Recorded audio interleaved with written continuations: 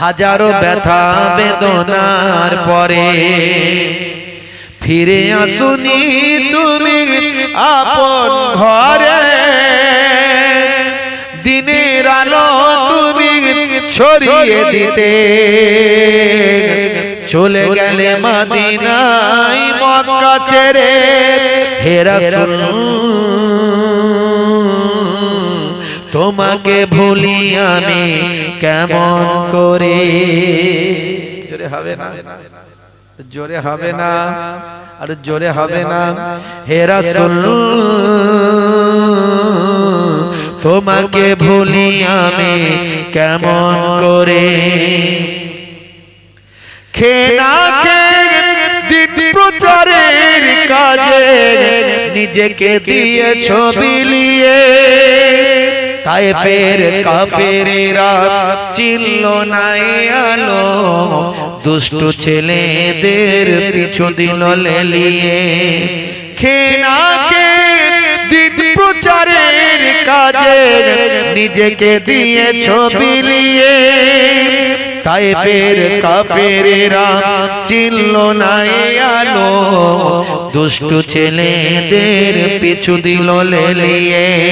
পাথরের আঘাতে ক্ষত বিক্ষত হয়ে সারা শরীর থেকে রক্ত ঝরে। হে রাসূল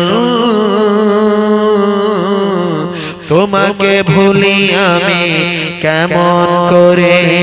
হে রাসূল তোমাকে ভুলি আমি কেমন করে।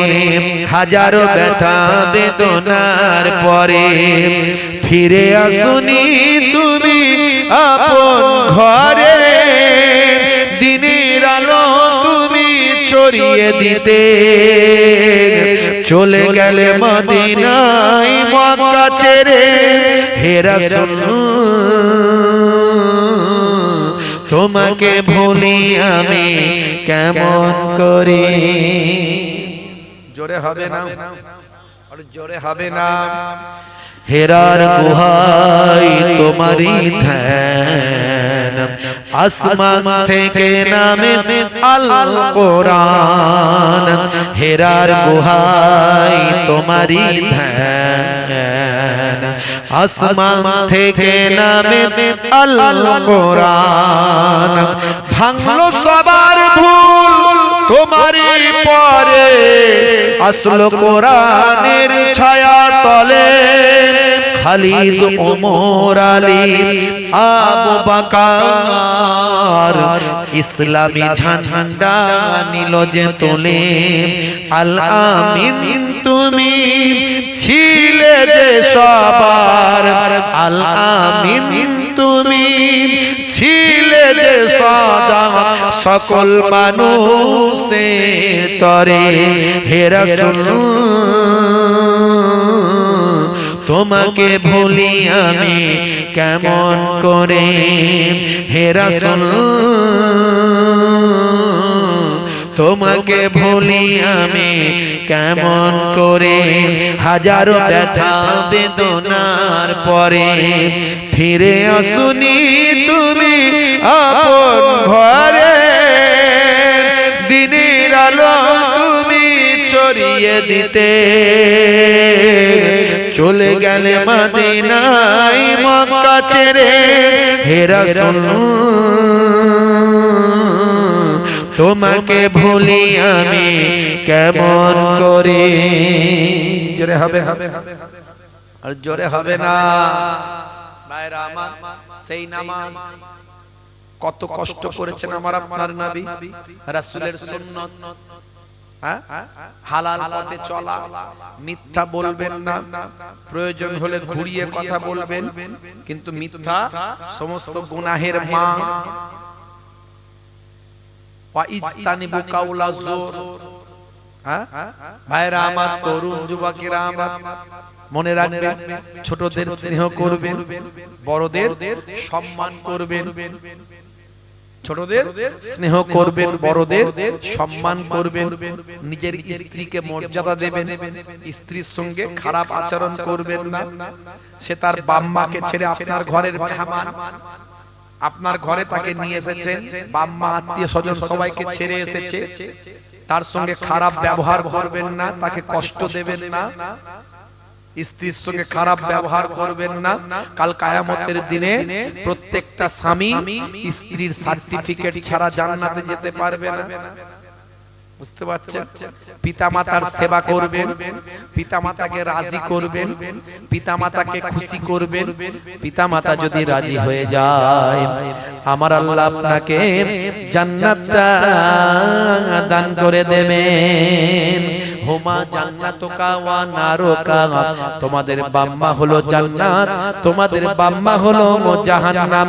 আল্লাহর নবী বলেন, ইযহাব ফাকরিমহা ফাইনাল জান্নাতা তাহতা রিজলাইহা, যাও যাও তোমার মায়ের সম্মান করো, তা কারণ তোমার মায়ের পায়ের তলায় তোমার জান্নাত।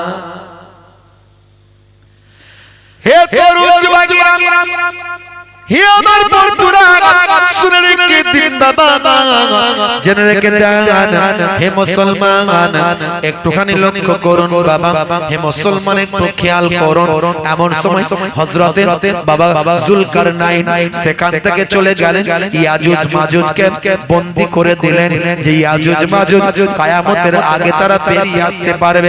ভাইরা আমার, প্রতিদিন তারা ওই পাহাড়কে ভাই আমার আঘাত করে করে পাতলা করে ফেলে, পাহাড়কে চেটে চেটে, পাহাড়কে তাদের জিহবা অনেক বড় বড়, জিহবা অনেক লম্বা। কারো ভাইয়েরা আমার, তরুণ যুবকেরা আমার, তার শরীরের গঠন বিভিন্ন রকম, তারা ভয়ঙ্কর চেহারা, ওই লম্বা জিহবা দিয়ে চেটে চেটে পাহাড়কে তারা পাতলা করে ফেলবে, যেন মনে হয় আগামী কাল বেরিয়ে যাব, এই চিন্তা করে তারা রেখে দেবে।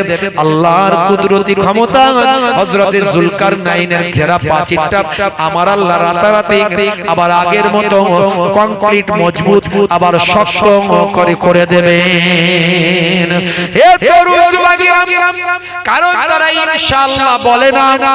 কোন কিছু আমরা যদি সংকল্প করি, কি বলতে হয়? ইনশাআল্লাহ। আল্লাহ না চাইলে কোন কাজ সাকসেসফুল হবে ভাই? বলেন হবে? আপনি বলছেন আমি অনেক পড়াশোনা করেছি, পরীক্ষায় বসলেই পাস করব। পাস করানোর মালিক কে? পড়াশোনা করা আপনার দায়িত্ব, আর পাস করানোর দায়িত্ব আল্লাহ। আমার আল্লাহ যদি রাজি হন, ওই যিনি এক্সামিনার তার মন মানসিকতায় যদি আল্লাহ মোহাব্বত ভালোবাসা দিয়ে দেন, তাহলে দেখবেন নাম্বারটা ঠিকঠাক পাবেন। তাহলে ওরই মাঝখানে খুঁজে খুঁজে ওই নাম্বার কেটে কেটে পাস মার্ক থেকে ফেল করিয়ে দেবে। তাহলে তার মনের ভিতর চেতনায়, তার হৃদয়ে আপনার প্রতি মোহাব্বত দিয়ে আপনাকে কোয়ালিফাইড করানোর মালিক হলেন আল্লাহ। আপনি যে কোনো কাজ করবেন মনে করছেন, কিন্তু সাকসেসফুল করার মালিক কে? আল্লাহ। এই জন্য ইনশাআল্লাহ বলতে হবে। ভালো কাজে বলবেন ইনশাআল্লাহ, আর দুঃখের কথাই বলবেন ইন্না লিল্লাহ। কোন কিছু শুরু করলে বলবেন বিসমিল্লাহ, কোন কিছু খুশির সংবাদ পেলে বলবেন মাশাআল্লাহ। বলি তো নাকি আমরা? কি জি বলি তো নাকি? একটু হ্যাঁ হুদান না, রাগ করেছেন নাকি? কি জি বলি তো নাকি? আবার এক একজন এত বলে ঘন ঘন মাশাআল্লাহ, ঘন ঘন ইনশাআল্লাহ, কিন্তু কোনখানে ইনশাআল্লাহ কোনখানে মাশাআল্লাহ ওটা বলতে গিয়ে আবার গন্ডগোল করে। বলছে হুজুর আসসালামু আলাইকুম। ওয়ালাইকুম আসসালাম। বলে মাশাআল্লাহ করিম চাচা মারা গেছে, শুনেছেন? মাশাআল্লাহ করিম চাচা মারা গেছে।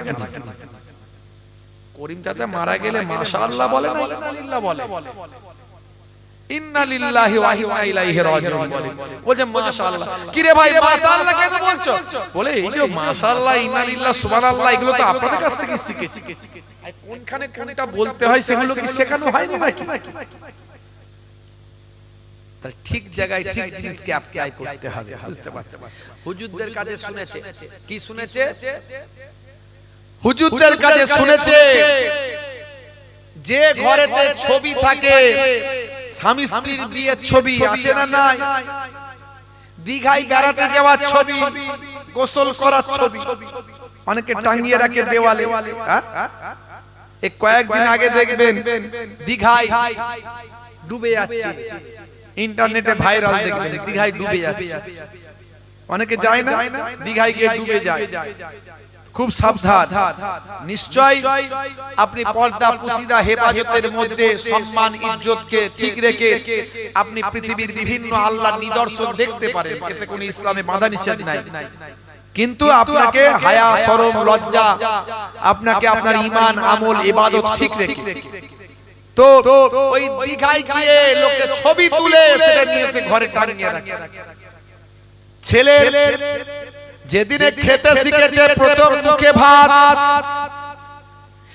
ক্ষীর খাওয়ানি বলে, আমরা বলি ক্ষীর খাওয়ানি, কেউ কেউ বলে অন্নপ্রাশন। ক্ষীর খাওয়ানি ছবি সমান ছবিটা তুলেছে, তুলে নিয়ে বাড়িতে ভালো করে টাঙিয়ে রেখেছে। হে তরুণ যুবকেরা শুনে রেখে দেন, এই যে বাড়িতে ফটো টাঙিয়ে রাখা, বাড়িতে স্ট্যাচু রাখা, বাড়িতে মূর্তি রাখা, বাড়িতে ছবি রাখা, আল্লাহর নবী বলেন মা আসফালা মিনাল কাবাইন, আল্লাহর নবী বলেন লা ইয়াদখুলুল মালাইকাতু বাইতান ফীহি কালবুন আও তাসাবির। যে ঘরে ছবি থাকে, যে ঘরে স্ট্যাচু থাকে, যে ঘরের দরজার সামনে পালতু কুত্তা থাকে, কুকুর থাকে, সেই ঘরে আমার আল্লাহ রহমতের ফেরেশতা প্রবেশ করে না। ছবি থাকলে ঘরে ফেরেশতা ঢুকবে না। আর শিকারী কুকুর ছাড়া, শিকারী কুকুর হলে আলাদা কথা, ট্রেনিং প্রাপ্ত কুকুর হলে আলাদা কথা, কিন্তু বাঁশ বাগানের ঝাড়ে গিয়ে পায়খানা খায় আর আপনার ঘরের দরজার সামনে এসে ঘুমায়, এরকম কুকুর যদি থাকে আপনার ঘরে রহমতের ফেরেশতা ঢোকে না। এখন চাচা ওয়াজ শুনে নিয়েছে যে ঘরে নাকি ছবি থাকলে, মূর্তি থাকলে, স্ট্যাচু থাকলে ফেরেশতা ঢোকে না।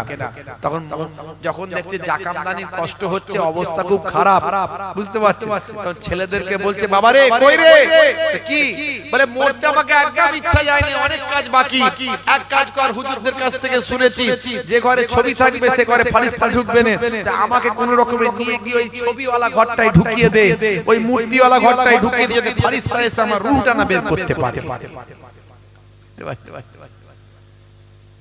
কোন জায়গার ফায়দা কোন জায়গায় লাগাচ্ছে বুঝতে পারছে, কিন্তু জানে না ওটা রহমতের ফেরেশতা ঢুকবে না, আজরাইল ফেরেশতা সব জায়গায় ঢুকতে পারে, ওটা তার জানা নাই। ভাইরা আমার, তরুণ যুবকেরা, খুবই সংক্ষেপ করে বলবো, লম্বা চওড়া নয়, কথাই কথা বেড়ে যাচ্ছে।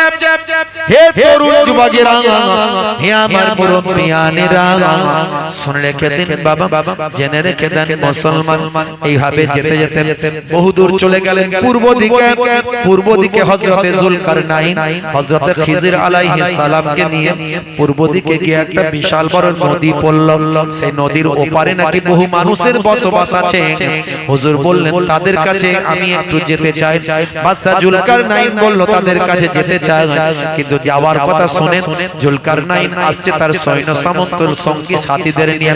এই চিন্তা করে ওই পারের মানুষগুলো ভয় পেয়ে গেল, যানবাহন গুলো সব সরিয়ে দিল, নৌকা নাই, কোনো বোট নাই, কোনো যাতায়াতের ব্যবস্থা নাই। হযরতে যুলকারনাইন বললেন শোনো, তোমরা এক কাজ করো সঙ্গীরা, সৈন্যরা, তোমরা জঙ্গল থেকে বড় বড় গাছ কেটে নিয়ে এসে ডোঙা তৈরি করো, ডোঙা তৈরি করো, নৌকা তৈরি করো, যাতায়াতের ভেলা তৈরি করো। এই ডোঙা নৌকা তৈরি করে এপার থেকে ওপারে গিয়ে ওই গ্রামের ভিতরে গিয়ে পৌঁছে গেলেন। গিয়ে দেখেন মানুষগুলো বড় দুর্বল, বড় সহজ সরল মানুষ। ওই মানুষগুলো যুলকারনাইনের ভয়ে অস্থির। বাদশা যুলকারনাইন বললেন আমি তোমাদের কোনো ক্ষতি করতে আসি না, তোমাদের খোঁজ খবর নেওয়ার জন্য এসেছি, তোমাদের সঙ্গে ভালো ব্যবহার করার জন্য এসেছি। তাদের মাঝখানে হযরতে যুলকারনাইন ইসলামের দাওয়াতটা পৌঁছে দিলেন। হাজার হাজার মানুষ ভাই আমার যুলকারনাইনের কথা শুনে, আল্লাহর মাহবুব বান্দাদের কথা শুনে তারা সকলে ভাই আমার ঈমানদার হয়ে গেল।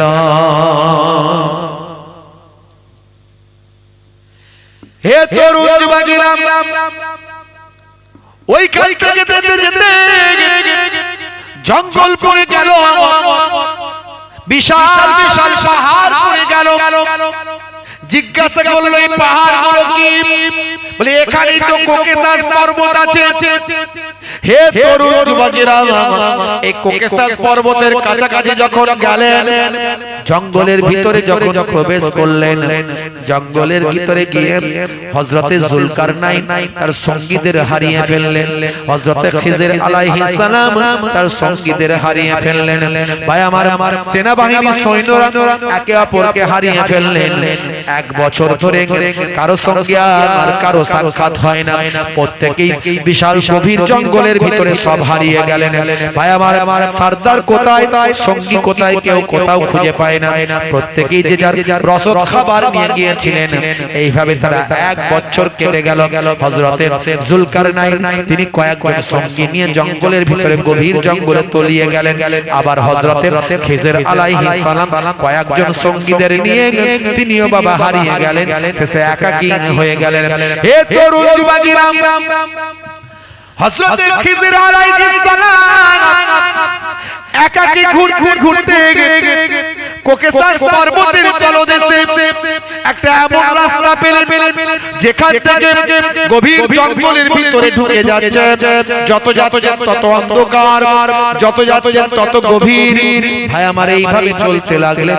হযরতে খিজির আলাইহিস সালাম চিন্তা করলেন এই কোকেসাস জঙ্গলের ভাই আমার গভীর তলদেশে এই সুড়ঙ্গ মতো রাস্তার ভিতর দিয়ে গভীর জঙ্গল, অন্ধকার জায়গা, যেখানে সূর্যের আলো পৌঁছায় না, সেই জায়গার ভিতরে এই আবে হায়াত কুয়াটা আছে। মনে হয় সেই রাস্তা পেয়েছি। একথা চিন্তা করে হযরতে খিজির আলাইহিস সালাম অন্ধকার গভীর জঙ্গলের ভিতর, ভাই আমার সূর্যের আলো পৌঁছাচ্ছে না, যত ভিতরে যাচ্ছেন তত অন্ধকার। এমন সময় নিজের ভিতর থেকে, নিজের কাছ থেকে ওই যে মানিক পাথর নিয়ে এসেছিলেন, যে পাথরের আলো লাইট চকচক করে, সেই আলোটা সেই সময় পাথরটা লাইট মারতে লাগলেন। হে তরুণ যুবকেরা,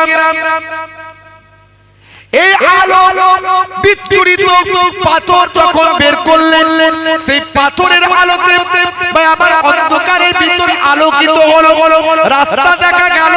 ওই রাস্তা দিয়ে যেতে যেতে যেতে যেতে গভীর জঙ্গলের ভিতরে এমন অন্ধকার ময়াচ্ছন্ন জায়গা, যেখানে মানুষ প্রবেশ করা সহজ নয়, মানুষ কোনো তথ্য পেতে পারে না, এমন জায়গা।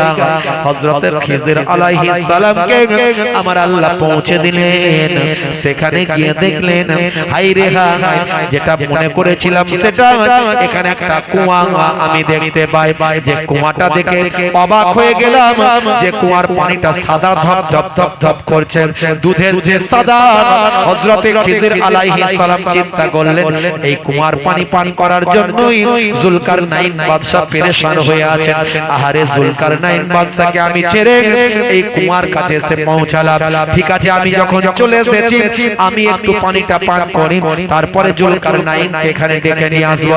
হে তরুণ যুবকেরা, হযরতে খিজির আলাইহিস সালাম সেই কুয়ার ধারে গেলেন, হাতে করে আজলা ভর্তি পানি তুললেন, মুখে দিলেন, পান করলেন। এত সুন্দর পানি জীবনে আর কখনো খান না। দুধের যে সাদা আর মধুর যে মিষ্টি, এই পানি খেয়ে তিনি তৃপ্তি লাভ করলেন। তার কয়েকদিনের ক্ষুধা মিটে গেল, তার শরীরের উজ্জ্বলতা বেড়ে গেল, চেহারা পরিবর্তন হয়ে গেল। এই পানি খাওয়ার সঙ্গে সঙ্গে তার চেহারা পাল্টাতে শুরু করলো, চেহারা পরিবর্তন হতে শুরু করলো, চেহারার উজ্জ্বলতা বেড়ে গেল। চেহারার বাবা ভাই আমার যে সমস্ত স্ট্রাকচার ছিল সেগুলো আস্তে আস্তে বদলে গেল, হুজুরের চেহারা পাল্টে গেল। হে তরুণ যুবকেরা, হযরতে খিজির আলাইহিস সালাম নিজের আসুদা ভর্তি করে সেই পানিটা পান করলেন। এই পানি আর অন্য কোনো পানি নয়, এই পানি হলো আল্লাহর কুদরতি কুয়া, আবে হায়াতের পানি। যে পানি পান করলে মানুষ আর পৃথিবীর জমিনে কখনো মারা যায় না। জোরে হবে না, জোরে হবে না। এই পানি পান করে আসুদা পূর্ণ করলেন। তারপর চিন্তা করলেন, তো জুলকারনাইনকে আমাকে খুঁজে বের করতে হবে, কোথায় গেল? আস্তে আস্তে সেখান থেকে বের হয়ে হে তরুণ যুবকেরা, হে আমার বন্ধুরা, হে আমার মুরব্বিয়ানেরা, বাইরে বের হয়ে এসে আবার সূর্যের আলো পেলেন। এসে দুজন সৈন্যের সঙ্গে দেখা হলো। তাদের জিজ্ঞাসা করলেন আমাদের বাদশা কোথায়? বলে হুজুর আপনাকেও তো বহুদিন থেকে খুঁজে পাই নাই, আর বাদশাকেও তো বহুদিন থেকে খুঁজে পাই নাই। এই গভীর জঙ্গলের ভিতর আমরা সবাই হারিয়ে গেছি। বাদশার সঙ্গে 1 বছর থেকে দেখা হয় না। হে তরুণ যুবকেরা, বাদশাকে খুঁজে আর পাওয়া গেল না। হযরত খিজির আলাইহিস সালাম খুঁজতে শুরু করলেন। খুঁজতে খুঁজতে খুঁজতে খুঁজতে নিজেও ওই জায়গাটা আবার হারিয়ে ফেললেন। হে তরুণ যুবকেরা, বাদশার সঙ্গে যখন দেখা হলো বা আমার সঙ্গে বাদশার সঙ্গে যখন পরিচয় হলো, হে তরুণ যুবকেরা, তার আগে বাদশার সঙ্গে একটা ঘটনা ঘটে গেল। বাদশার সঙ্গে আল্লাহর মালায়েকা ফেরেশতার সাক্ষাৎ হলো। এই গভীর জঙ্গলের ভিতরে বাদশার সঙ্গে আল্লাহর মালায়েকা ফেরেশতার সাক্ষাৎ। বাদশা একাকী অবস্থায় তখন ছিলেন। বাদশা জুলকারনাইন সালাম কালামের পর জিজ্ঞাসা করলেন ফেরেশতা, হে বাদশা জুলকারনাইন, আপনি এই জঙ্গলের ভিতর কি করছেন? বাদশাই ছেড়ে দিয়েছে, এখানে কেন ঘুরছেন? তখন বাদশা জুলকারনাইন বলতে লাগলেন, আমি আবে হায়াতের সন্ধানে এখানে এসেছি। আমি সারা জীবন বাঁচতে চাই, কিয়ামত পর্যন্ত বেঁচে থাকতে চাই, আর বেঁচে থেকে আল্লাহ তাআলার ইবাদতে কাটাতে চাই। হে তরুণ যুবকেরা, হে আমার মুরব্বিয়ানেরা, বাদশাকে তখন ফেরেশতা বললেন, হে বাদশা জুলকারনাইন, আপনি এই স্বপ্ন দেখবেন না, সারা জীবন আপনি বাঁচবেন। কোন মানুষ সারা জীবন বাঁচবে না, কোন মানুষকে আল্লাহ সারা জীবন হায়াতে রাখবেন না। আপনি মানুষ হিসাবে এসেছেন, সারা জীবন বাঁচার জন্য আসেননি। আপনার জন্য পরকাল আছে, আপনার জন্য জান্নাত আছে, আপনার রূহের জন্য ইল্লিনের মাকাম আছে, আপনার জন্য কবরের বারজাখি জিন্দেগি আছে। হে বাদশা, আপনি ওই চিন্তা করবেন না, এই চিন্তা ভাবনা আপনি ত্যাগ করুন। আমার আল্লাহ মানুষকে সারা জীবন পৃথিবীর জমিনে রাখবেন না, আপনি আল্লাহর নির্দেশের বাইরে যাবেন না। হে বাদশা শুনুন, আপনি স্বপ্ন এই চিন্তা করা আপনি ত্যাগ করে দিন, বরং যতদিন আল্লাহ আপনাকে বাঁচিয়ে রেখেছেন ততদিন আপনি আল্লাহর ইবাদতে কাটিয়ে দিন। হে তরুণ যুবকেরা, তখন বাদশা ঠিক করলেন তাই হবে। আমি আর আবে হায়াতের পানি করার আমার স্বপ্ন রইল না। এখন আমি যতদিন হায়াতে থাকবো আল্লাহর ইবাদত করব। সঙ্গী সাথীদের সঙ্গে মোলাকাত হলো। মোলাকাত হওয়ার পরে সকলকে জানিয়ে দিল, যাও যাও তোমরা দেশে ফিরে যাও, তোমরা বাদশাহী যে সমস্ত কাজগুলো আছে সেগুলো দেখাশোনা করো, দেশের মানুষের উপকার করো, চলে যাও। আমি এই জঙ্গল থেকে আর ফিরবো না। বাদশা জুলকারনাইন সেই জঙ্গলে আল্লাহর ইবাদতে কাটাতে লাগলেন। বহুদিন ইবাদত বندگی করে আল্লাহর দরবারে আল্লাহর ডাকে সারা দিয়ে ইন্তেকাল করলেন। ভাইরা আমার, তরুণ যুবকেরা আমার, বাদশারা ওই আবে হায়াতের পানি পান করা হলো না, কিন্তু আমার আল্লাহ হযরত খিজির আলাইহিস সালামকে পানি করালেন। সেই খিজির আলাইহিস সালাম এখনো হায়াতে আছে, এখনো হায়াতে আছেন। কোথায় আছেন আমরা জানি না। আরেকজন পয়গম্বরকে আল্লাহ হায়াতে রেখেছেন, তিনি হলেন কে? আকাশে রেখেছেন তাকে, চৌথা আসমানে। তিনি হলেন হযরতে ঈসা আলাইহিস সালাম। জোরে বলুন সুবহানাল্লাহ। এইভাবে কয়েকজনকে আল্লাহ হায়াতে রেখেছে। এগুলো আল্লাহর অলৌকিক ব্যাপার, সবাইকে আল্লাহ রাখে। তা আমাকে আপনাকে আল্লাহ ইবাদতের জন্য পাঠিয়েছে। যতদিন বেঁচে থাকবেন আল্লাহ তাআলার দরবারে ইবাদত করবেন, নামাজ ছাড়বেন না, রাসূলের সুন্নাত ছাড়বেন না। ভাই আমার, বন্ধুরা আমার, তরুণ যুবকেরা আমার, আমার আল্লাহর ইবাদত ভুলে যাবেন না, আমার দয়ার নবীর মহব্বত ছাড়বেন না, রাসূলের তরিকা ভুলে যাবেন না, রাসূলের আখলাক চরিত্র ভুলে যাবেন না। আমার নবী পাককে মহব্বত করবেন, রাসূলকে ভালোবাসবেন, আপনার আমার নাজাতের জারিয়া হয়ে যাবে। কাল কিয়ামতের দিনে আমার আপনার নবী আপনার আমার জন্য সুপারিশ করবেন, শাফাআতি করবেন। জোরে বলুন সুবহানাল্লাহ। আমরা ফুরফুরা শরীফ মুজাদ্দিদ জামান দাদা হুজুর পীর কেবলা রাহমাতুল্লাহ আলাইহির ভালোবাসার মানুষ, মুজাদ্দিদ জামানের দেখানো আকীদার মানুষ, মুজাদ্দিদুজ জামান আমাদেরকে সঠিক রাস্তাটা দেখিয়ে দিয়েছেন। আখেরি জামানা অনেক বিভ্রান্ত, অনেক দলমত, অনেক মাযহাব সিলসিলা আকীদা আমার আপনার ঈমানকে নষ্ট করে দেবে। আল্লাহর ওলিদের পথে চলুন।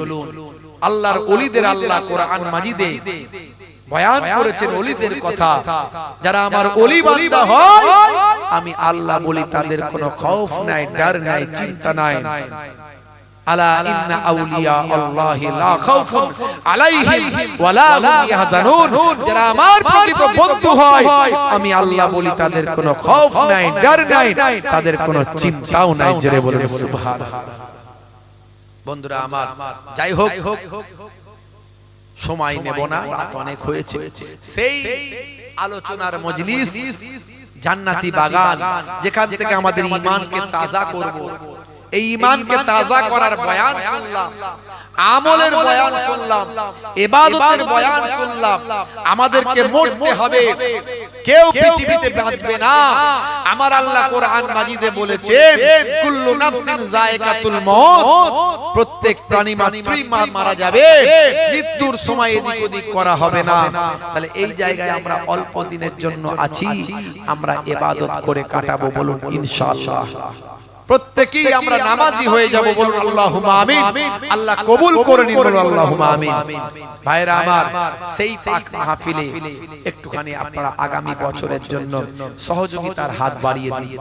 যেমন আপনারা এর আগে প্রত্যেক বছর দান সদকা করেন, এবছরও করুন, যাতে করে জান্নাতের বাগান যেই জায়গায় হয়, আল্লাহর রহমত ঝরে ঝরে অবতীর্ণ হয়। জোরে হবে না? এই কমিটির ছেলে খাতা নিয়ে এসো। যে জায়গায় জিকরুল্লাহ, জিকরুন নবীর আলোচনা হয়, সেই জায়গাতে আল্লাহর মালায়েকা ফেরেশতারা হাজির হয়ে যায়। সরিফা আনহুমুল আযাব, নির্দিষ্ট আযাব গজবকে আল্লাহ সরিয়ে দেন। জোরে বলুন সুবহানাল্লাহ। তাহলে এই গ্রাম থেকে আল্লাহ বিপদ আপদকে সরিয়ে দেবেন এই পাক মাহফিলের ওসিলায়। ফুরফুরা শরীফ মুজাদ্দিদুজ জামান পীর আবু বকর সিদ্দিক রাহমাতুল্লাহ আলাইহি, আপনাদের দাদা হুজুর কেবলা, আমার পন্নানা জান হুজুর পীর কেবলা, এই পাক মাহফিলের নাম দিয়েছিলেন দারজিনে আইসা আলাইহিস সালাম। ওয়াজ নাসিহাতের মাহফিল, সওয়াব রেসানির মাহফিল। এই পাক মাহফিলের ওসিলায় আমার আপনার ময় মুরব্বি কবরে পড়ে পড়ে সওয়াব পান। জোরে বলুন সুবহানাল্লাহ। ভাইরা আমার, কারো বাপ কবরে, কারো মা কবরে, কারো ভাই কবরে, বোন কবরে, দাদা দাদি কবরে, তারা বড় আশা করে আপনার আমার দিকে তাকিয়ে আছে। কার কার দিকে লক্ষ্য করছেন?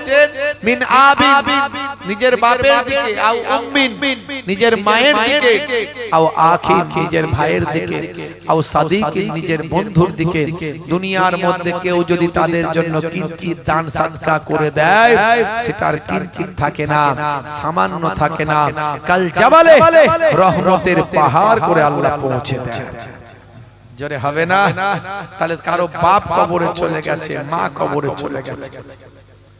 আমার আল্লাহ কোরআন মাজিদের ভিতরে বললেন, মান জাবিল হাসানাতে ফালাহু আসরু আমসালিহা, বান্দা এক দিবি, আমি আল্লাহ তোকে 10 দেব। জোরে বলুন সুবহানাল্লাহ। ওয়াদাকার আল্লাহর ওয়াদাকার, আল্লাহর ওয়াদা কখনো মিস হবে? মিস হবে না। তাহলে বাপজি আমার, হাদিসে কুদসির মধ্যেও এসেছে, একের বদলে আমি আল্লাহ 10 দেব, একের বদলে 100 দেব, একের বদলে 700 দেব, একের বদলে আমি আল্লাহ বেহিসাব মালে মালামাল করে দেব। জোরে বলুন সুবহানাল্লাহ। আছেন কোন আল্লাহর বান্দা? আমি 8 জন বান্দাকে চাইবো, 8 জন। জান্নাত হলো 8টা। জান্নাত কটা? জোরে বলেন। এই কমিটির ছেলে গেল কই? কোথায় গেল কমিটির ছেলে? খাতা নিয়ে এসো, পেন নিয়ে এসো।